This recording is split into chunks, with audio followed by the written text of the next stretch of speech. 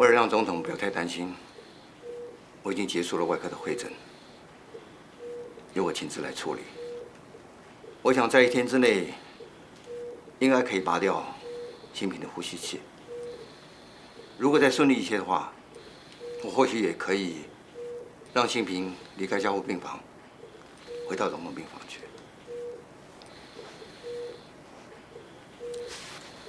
很抱歉，本来请外科来装个输液管，好让新平在接受化疗的时候没有那么害怕。没想到，却让他增加那么多的痛苦。我真的很抱歉。我知道你们都已经尽了力了，可是你也要体谅一个做父亲的心情，不要再让他受苦了。我尽我最大努力。新平的病，我是什么都帮不上忙，只有拜托你们医生要好好的照顾他。总统，请放心，我也是个女儿的父亲，我明白那样的心情。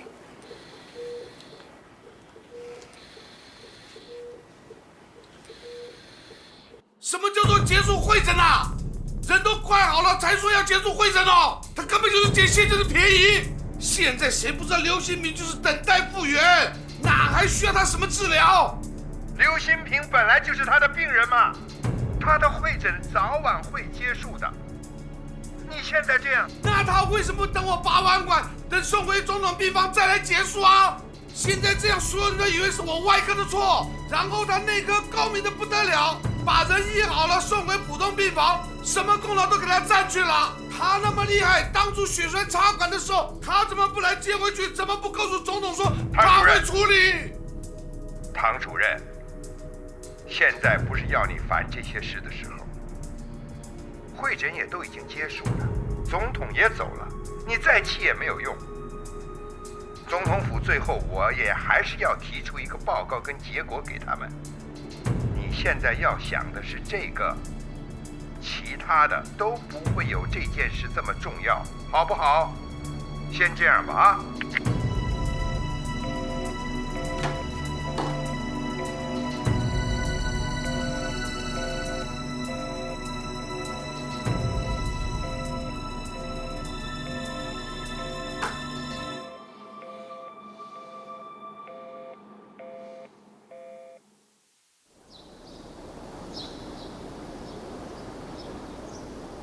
请各位主治医师及以上的医师尽快将报名表格交回来，谢谢。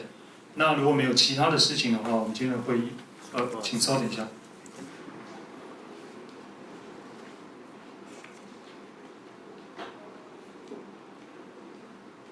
最后，唐主任交代，有一件行政处分要在这边宣布。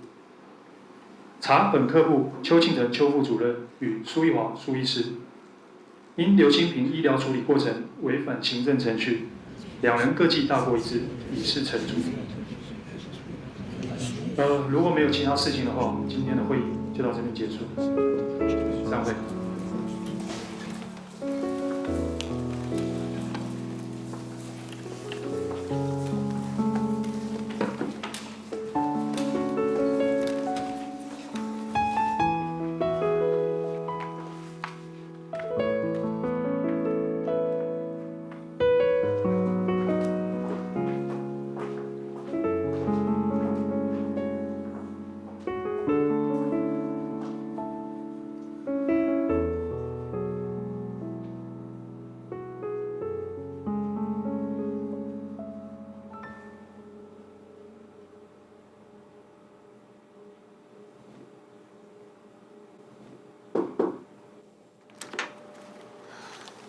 苏医师，没事吗？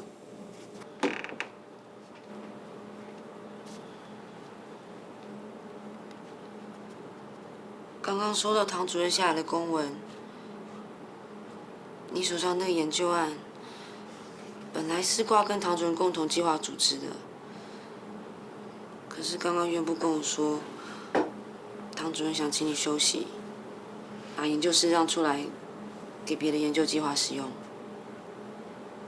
然后研究经费也全部取消。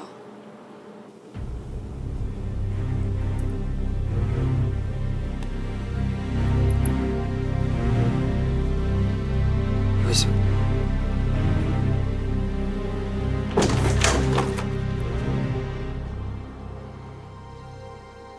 主任，为什么突然要我退出这个研究案？你进别人的办公室都不需要敲门的吗？对不起。个性这么鲁莽，记个过算是便宜你。你要借我这个过，我没有话说。可是这个研究计划我好不容易进行到一半，你现在突然要我退出，这样做对我公平吗？那个案子我是计划主持人，请你休息也不是我一个人可以决定的。另外一个教授也觉得你实在太忙，恐怕进度会来不及，所以让你休息一下。我忙啊，我没有在忙啊，进度赶不上也是因为书卷。我知道，苏医师啊，你最近很急躁，的确是应该要休息了，去放个假吧。这个状况你很了解。可是我已经投入了那么多。年轻人要有点耐心，研究又不是1天2天的事，都是教授了，急什么？做研究不是只是为了升等吧，主任？我不想听你讲道理。怎么？你把我当做你学生啊？我不是这个意思。对不起，我有个重要会要开。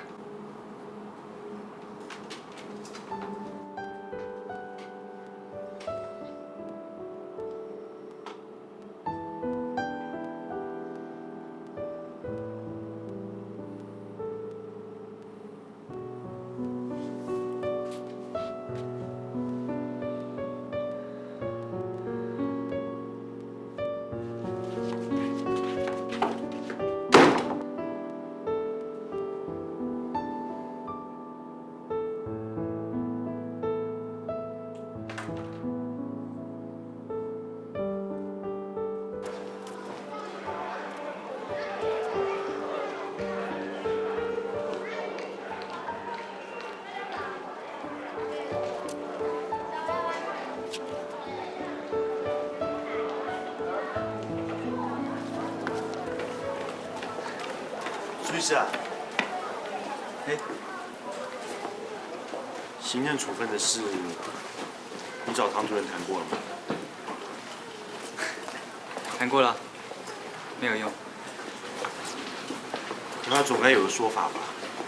毕竟研究案进行到一半被迫退出，不是常有的事。他的说法就是要我休息放假。对了，你生的论文我看过了，写的还不错，有些见解还蛮独到的。你看了？不前就要开生的会议，如果不看的话，怎么跟其他人讨论？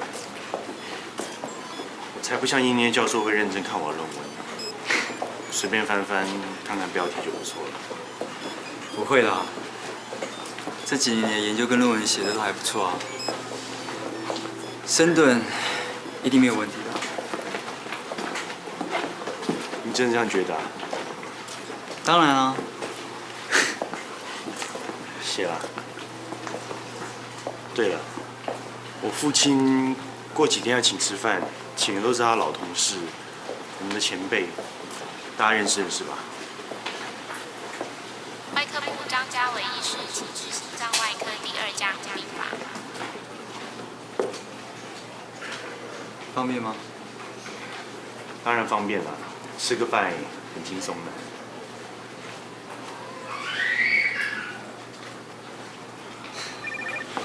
好吧，那就先谢了。确定时间地点，我再联络你。OK。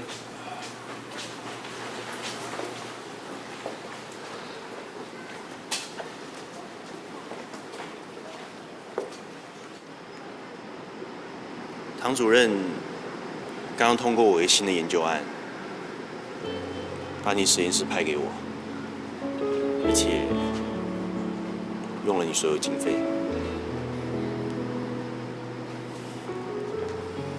过我拒绝了。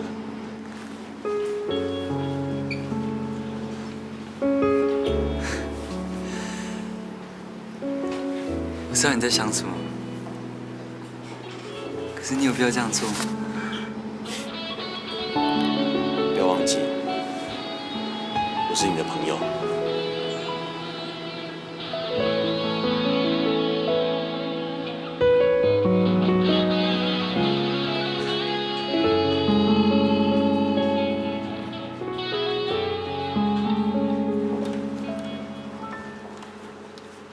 找高医师吗？哎，他在开刀哦，可能要再等一下。会不会很久？不清楚哎。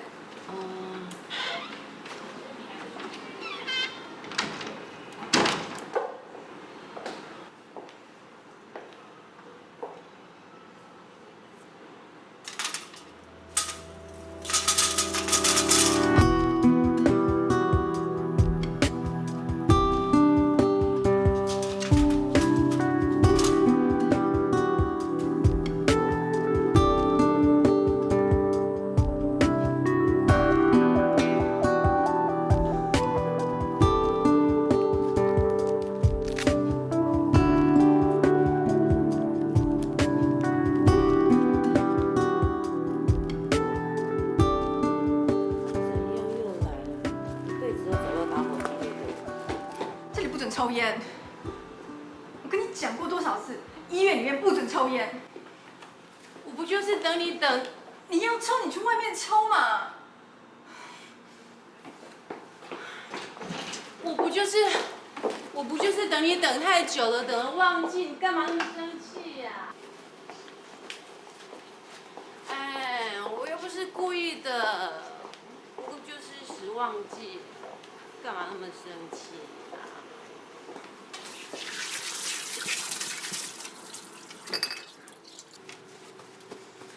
找我干嘛？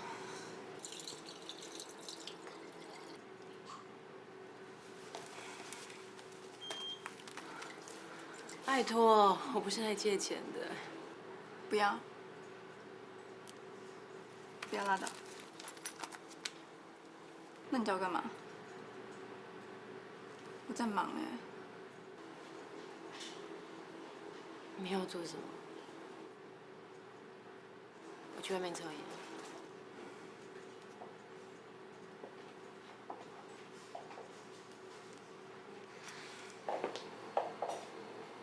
关心，又怎样？再见。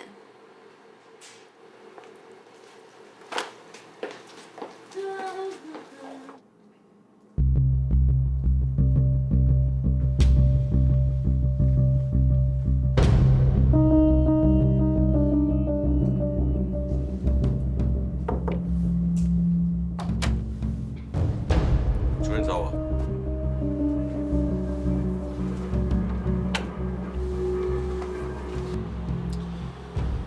我想问你一下，对我做出的行政处分有没有意见？我觉得这件事情程序上有瑕疵，但是主任有主任的考量，我没有意见。邱继成，我叫你来，并不是要表达我处分你的歉意。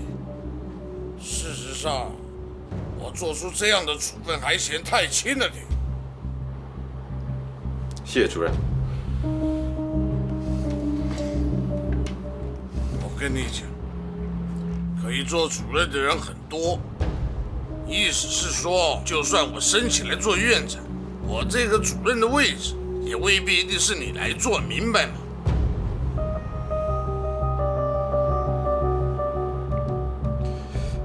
我一定会加倍努力，我不会让主任失望的。好自为之，不要功亏一篑。重点是离苏一华远一点，他有他的路，你有你的，你们两个路不同。我知道。没事了，你走吧。谢谢主任。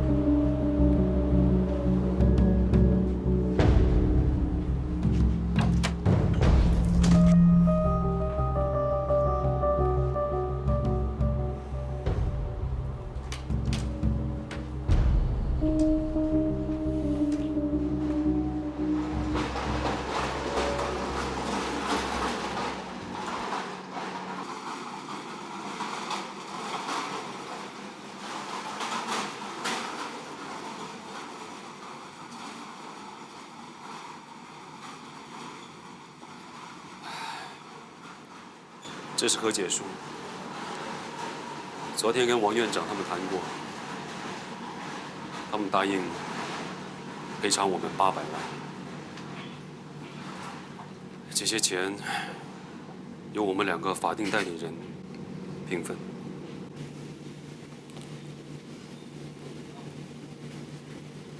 你同意了吗？我和院长已经盖章，现在等你盖章就生效。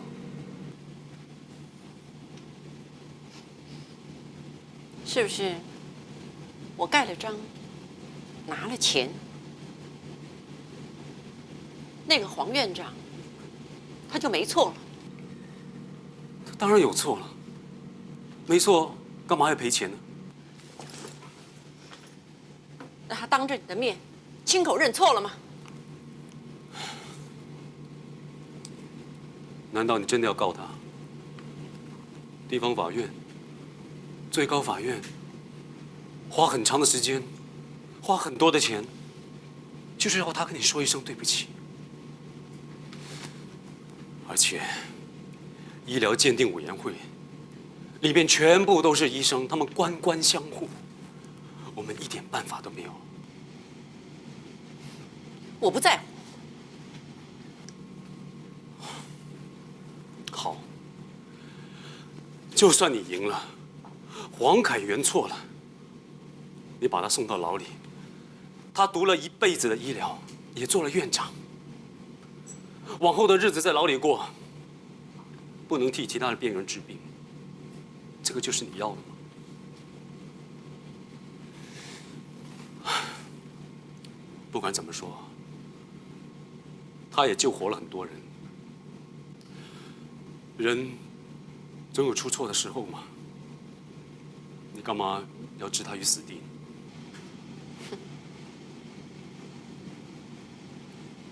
黄凯源什么时候变成了一位好医生了？当初是谁抬棺抗议的？又是谁去砸烂关医师的家？啊？你到底欠了多少的债务？啊？是不是他们盖了章，你一切都解决了？慧英的死，就再也不要去追究了吗？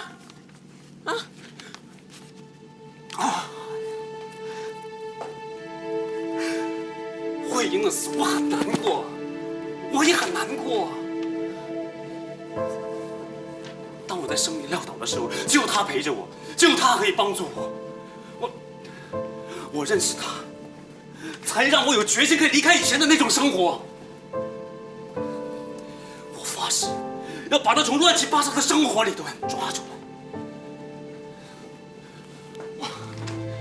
我跟他都不是父母眼中的好孩子，但是我们都有我们自己的希望，所以我们想要安定下来，我们才会去公证，我们才会想要一个小孩。如果不是想要小孩，他也不会去做那种手术，也不会发生这种事情。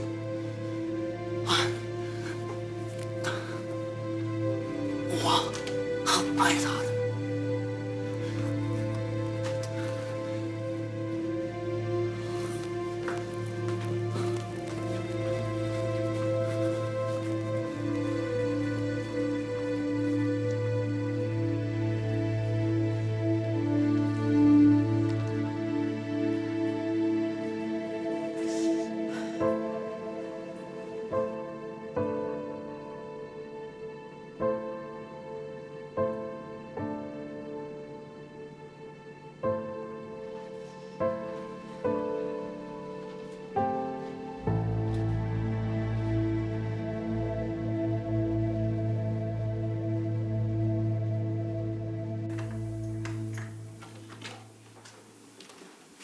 我回来了。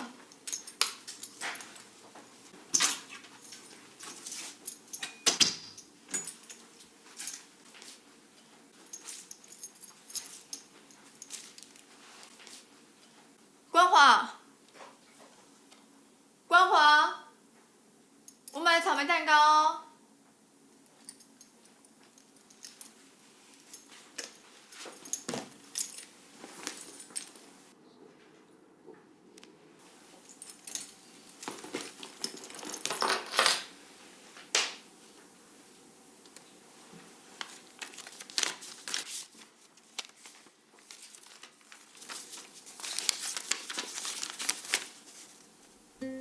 欣，我走了。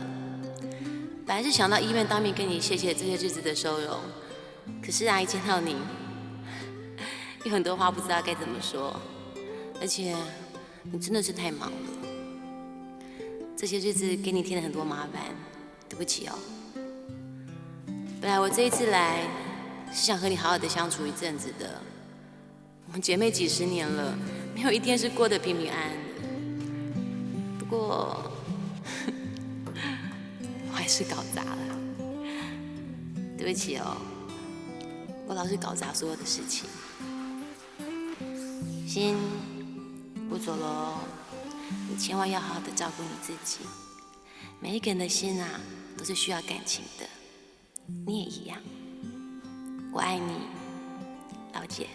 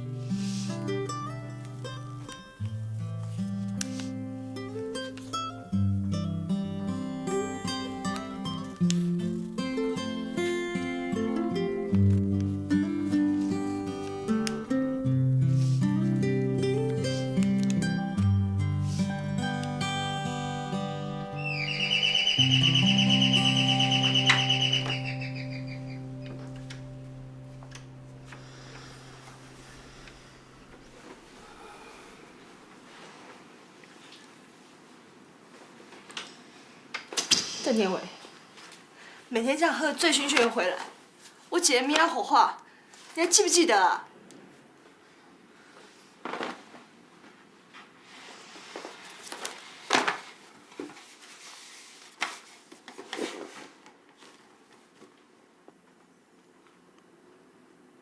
你心里到底有没有我姐？他也常常这样问我。我就唱，月亮代表我的心，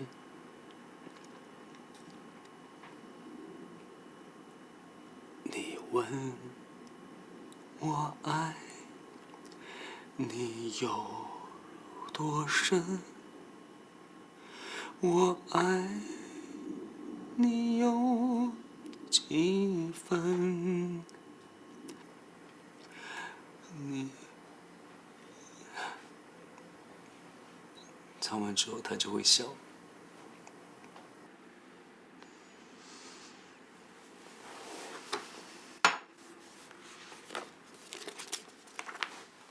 我姐真好骗。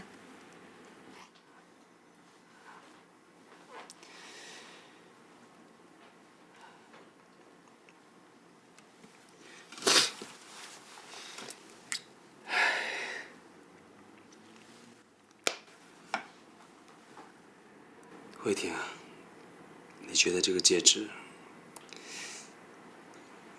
你姐会喜欢吗？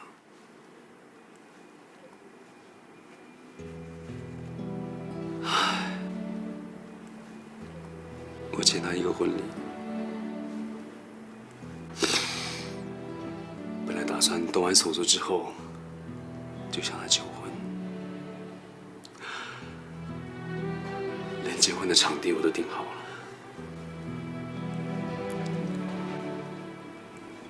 本来我也不想混黑道，他也不想再回到酒廊上班。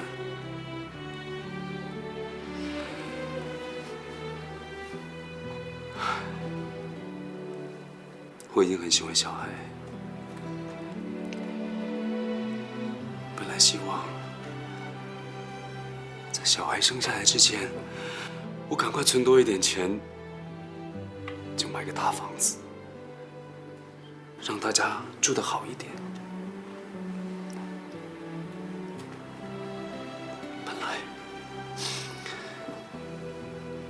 本来都是本来。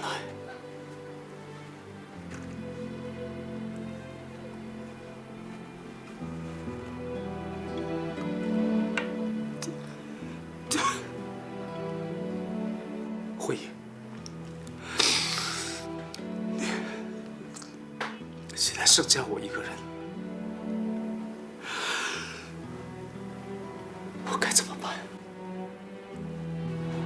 我该怎么办？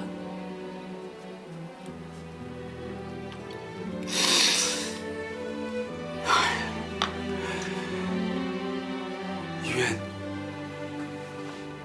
现在跟北签了800万，我们有800万了，不用再租房子，我们直接可以买一间。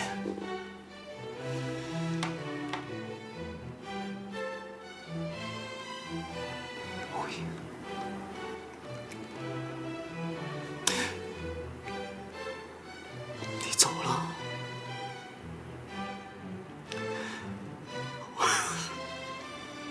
我有这么多钱干什么？我有这些钱有什么用？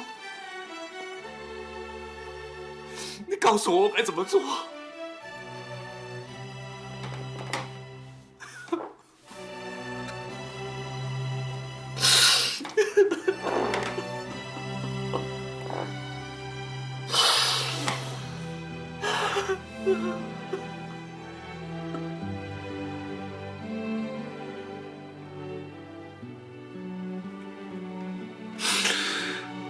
慧英，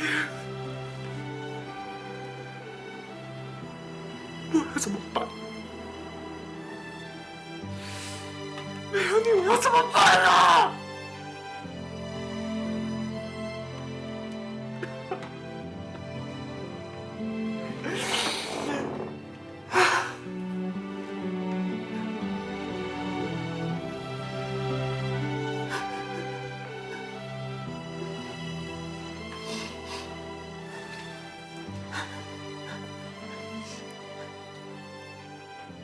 姐夫，不要哭了。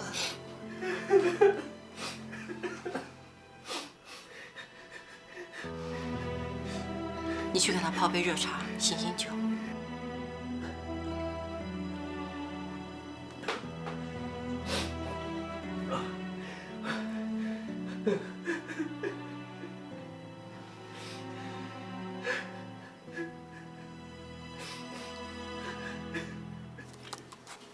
回去记得要按时吃药。这是免药单，记得带给我饮料。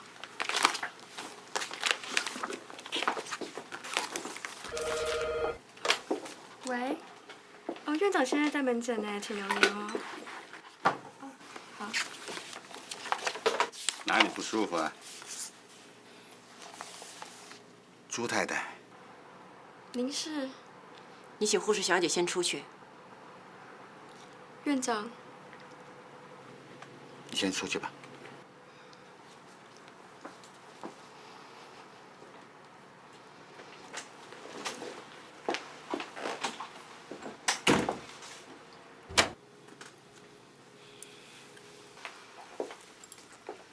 我今天来，只是想告诉你，我的女儿朱慧英，昨天已经火化了。有一份和解书，不晓得你的女婿有没有给你过目？你以为一份和解书，你就可以推脱责任吗？朱太太，你的女儿发生这个意外，我个人非常痛心。院长，院长，不准开门。还是把门开开吧，有话好好说嘛。开门呐！这位太太，请你开门呐，有话好好说啊。赶快叫警卫，赶快叫警卫。院长，院长，你叫他们不要进来，我只想把话说完。院长，院长，院长。院长，我是警卫，里面发生什么事？我说过，发生这个意外，我也很难过。况且我们在善后跟抚恤上都很有诚意。院长，你再不出声音，我们就破门而入喽。你家人不要冲进来！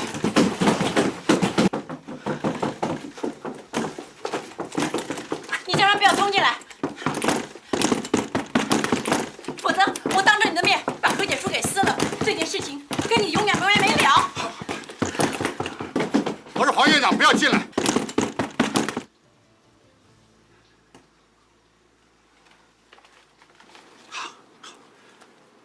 你跟你女婿3番2次跑到医院来，你们有不同的要求、不同的意见。你的女婿才跟我谈好了赔偿的问题，你现在又跑到医院来，你们到底要什么？要我怎么样？你说，你说。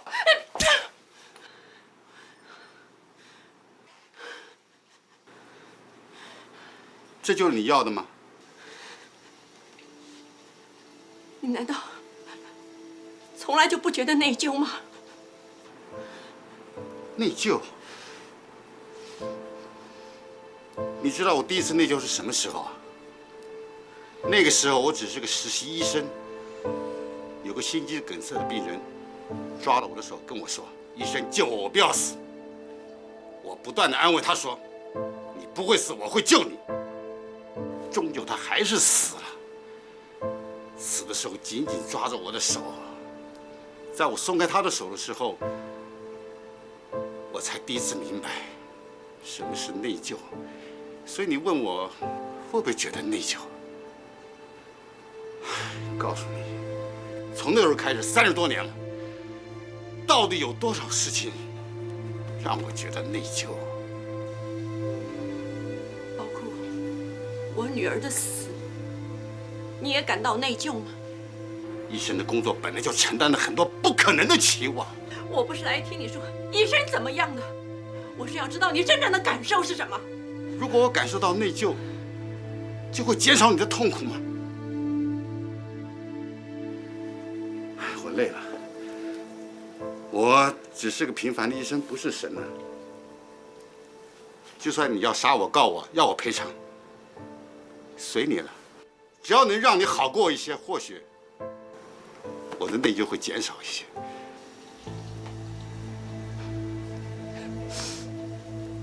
你说的倒是容易，就算我杀了你，你赔偿再多，或者你受了法律的制裁，我的痛苦会减少一点吗？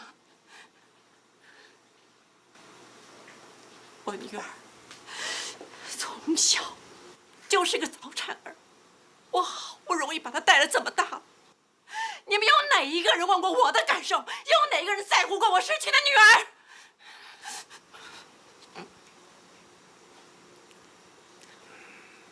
对不起，很抱歉。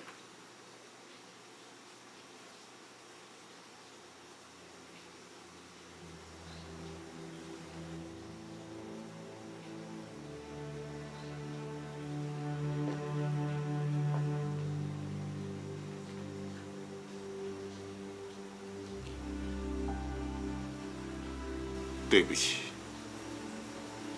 对不起你们。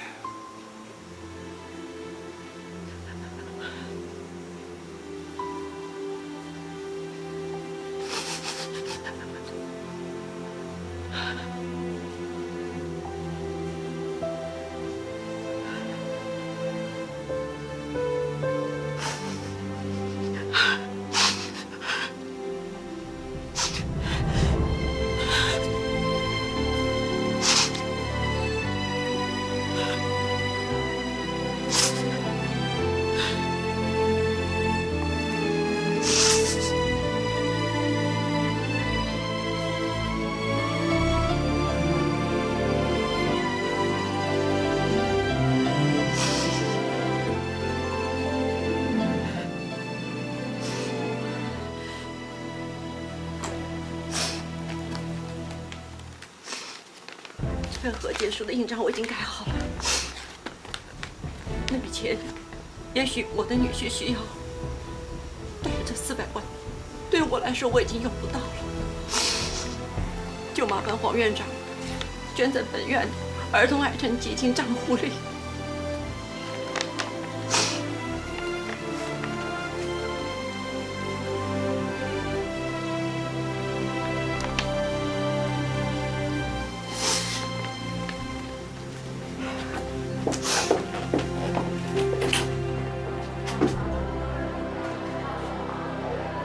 让他离开。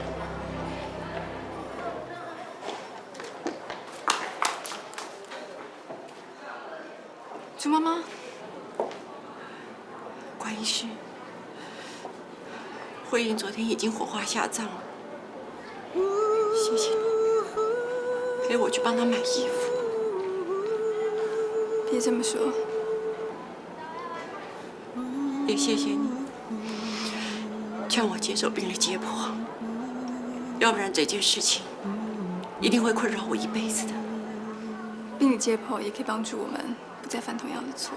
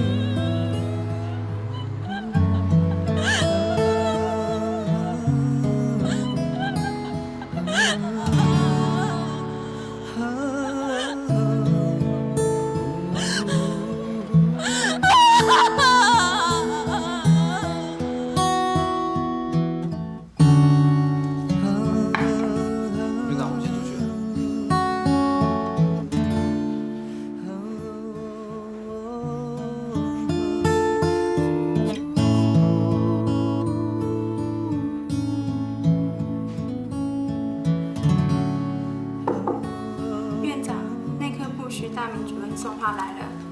啊，随便放的。哇，这么多花啊！院长，这件事情终于和解了，恭喜你啊！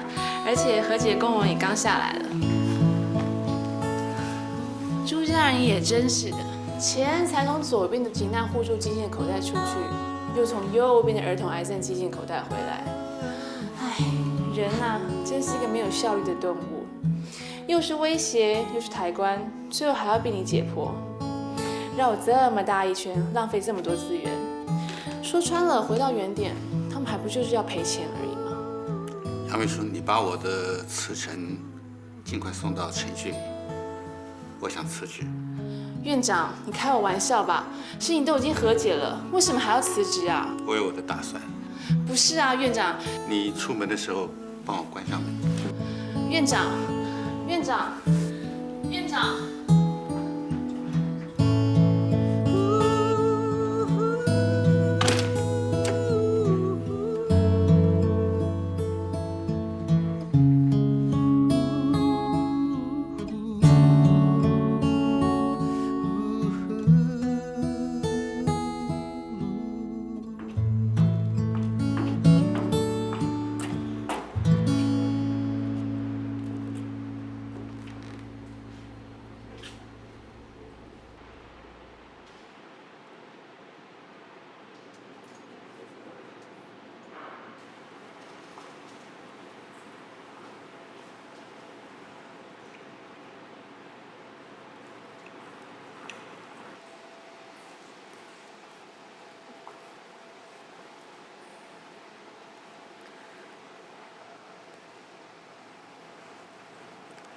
黄院长，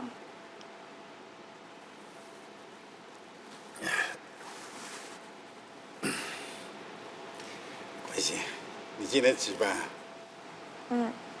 值大夜班。你在喝酒？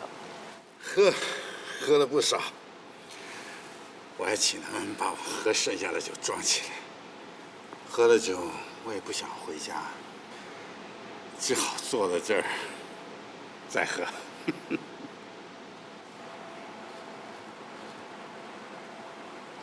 院长，你怪我吗？我不怪你，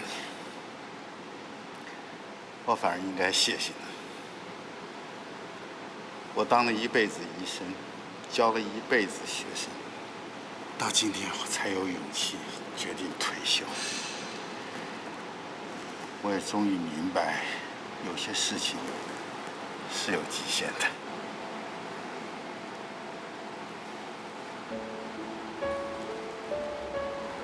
我很抱歉，真的抱歉。一生本来就是叫人遗憾的。关心，你没有错，你要坚持下去，不要放弃。医生的真理不是权力跟名位。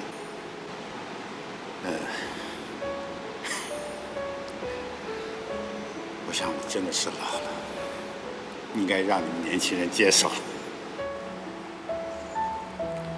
院长，对我来说，你不只是一个优秀的医生，你还是我的老师。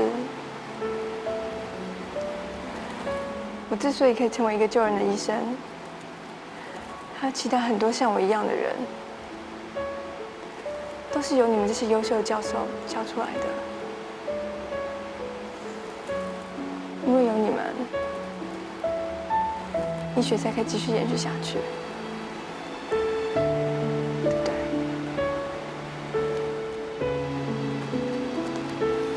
谢谢，谢谢。你不要放弃，你要坚持下去。